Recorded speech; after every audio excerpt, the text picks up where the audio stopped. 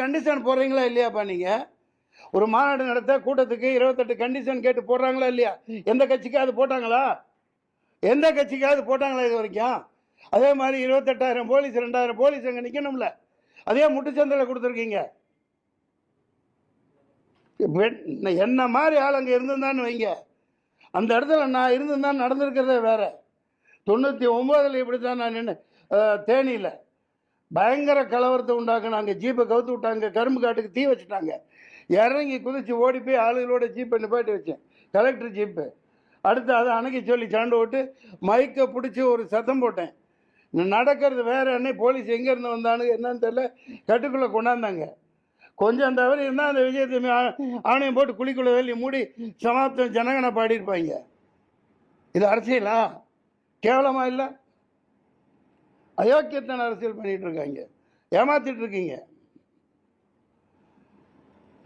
அனுமதி கேட்கும் போது 10,000 பேர் சொல்லியிருக்காங்க. டேய், என்ன நீ கொச்ச பச்சை குழந்தை தனமா?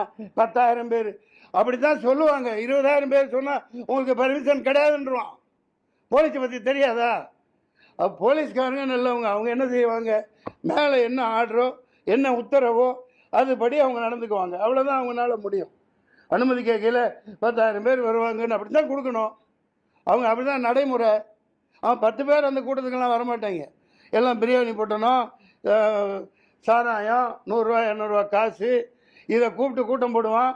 அவனுக்கு பொட்டல் வெளியில் நல்லா 10 கிலோமீட்டரில் இடம் கொடுப்பீங்க. அதான் 4 லட்சம் பேர் கூடுறான்னு தெரியுது இல்லையா? அப்புறம் ஏன் முட்டுச்சந்துக்குள்ளே அனுப்புகிறீங்க? பயங்கரமாக பள்ளம் தோண்டி வச்சுட்டு 500 குண்டர்களுக்கு மேலே பயங்கரமான ரவுடிகளை எத்தனை கத்தி குத்து பண்ணான்னு தெரியல.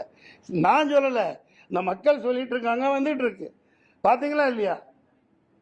இப்போ பயங்கரமான ரவுடி ராஜ்யம். எவனை உள்ள அன்னைக்கே உடனே போஸ்ட்மார்ட்டம் பண்ணி உடனே போச்சு முடிச்சாச்சு. ஏன்டா அப்படி வச்சுருந்தா எங்கே குத்துப்பட்டிருக்கு என்னென்ன நடந்திருக்குன்னு தெரிஞ்சிடும்.